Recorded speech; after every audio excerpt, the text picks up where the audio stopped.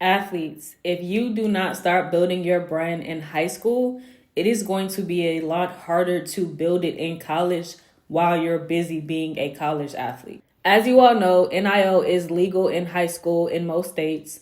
And so it's always very interesting to talk to athletes and parents who did not focus on NIL at all while they were in high school. They weren't focused on posting, engaging, building a brand. And now they're in college and they're like, oh my gosh, I got to figure out NIL. And it's honestly just much harder to build it in college. It just is. Why?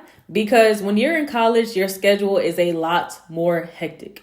You are now a college athlete who has classes, study hall, you got practices, you got all these different things, all these different outside factors that is going to just make it harder to really be able to focus solely on social media the way that you honestly could when you're in high school, because you have a pretty set schedule.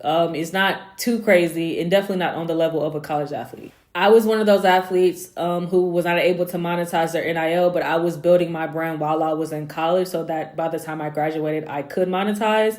And it was hard. I had to sacrifice a lot because I had so much going on. I was a track and field athlete and it was tough, but I did it. And you just have to have a completely different level of dedication while you're in college, working on building a brand from scratch. Now, obviously in college, you need to still focus on building and growing your brand, but starting from scratch in college, unless you're like a Division I starter who is probably going to go pro, it is just a little bit more difficult, but it's obviously not impossible. That you just have to be a lot more dedicated than someone who started younger, just being quite frank. And parents, the ones that are also, very involved in their child's career, and definitely when it comes to NIL and brand building, this might be a good investment when it comes to potentially hiring a social media manager where all your child has to do is create the content and somebody else posts for them and somebody else edits for them. That is probably the two most difficult things for athletes is like, I can create the content, but most of them don't have time to actually edit and then post.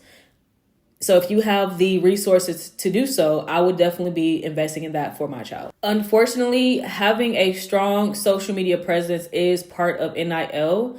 So there is really no way around being engaged, posting consistently, showing up online, keeping people up to date, showcasing their personality outside of sports. Those are some of the core things that makes athletes marketable.